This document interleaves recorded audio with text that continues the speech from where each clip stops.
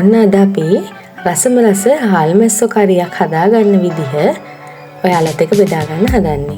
මේකට මම අරගත්තා වේලිච්ච හාල්මැස්සෝ ග්‍රෑම් 50ක්. ඒක හොඳට සුද්ධ කරලා සෝදලා තමයි අරගෙන තියෙන්නේ.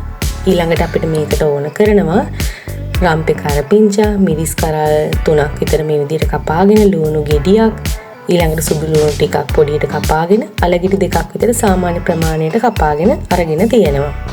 ඊළඟට අපි වාජනයක් ලිපේ තියලා ඒකට තෙල් ටිකක් දාලා තෙල් ටික රත් වීගෙන එනකොට මුලින්ම එකතු කරගන්නවා රම්පේ කරපිංචා ටික. ඒ ටික ටිකක් බැදීගෙන එනකොට ඒකටම දාගන්නවා උළුහල්ලට කීපයක්. මේ ගානට බැදීගෙන එනකොට දැන් මම පොඩියට කපාගත්ත සුදු ලුණු ටිකත් එකතු කරනවා. දැන් එකතු කරගන්නවා ලුණු ටිකයි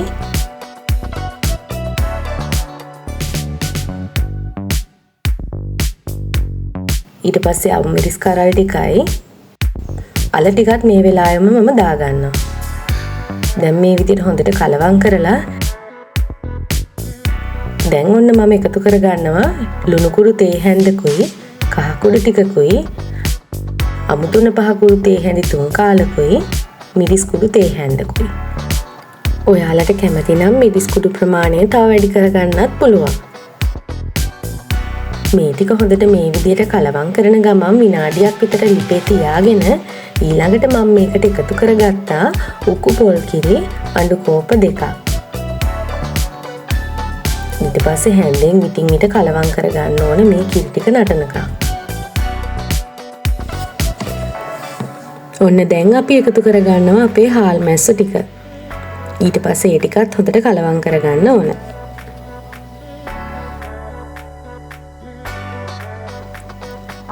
මේ හාල්මැස්ස හොද්දේ රස තව තවත් වැඩි කරගන්න අපි මේකට ගොරක කෑලි දෙකකුත් එකතු කරගත්තා.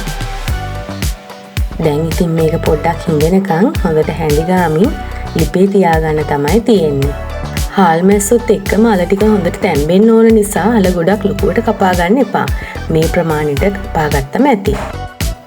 ඒ වගේම මේක විනාඩි 5ක් විතර උයා ගත්තම ඇති. ඔන්න අපේ දැන් හාල්මැස්සෝ කරිය හැදිලා ඉවරයි. උණු බත් ටිකක් එක්ක මේ කරීක උනත් දාගෙන අපිට කන්න පුළුවන්. ඒකට තව පොල් සම්බොල් ටිකකුත් එකතු කරගත්තා නම් මරේ මරු.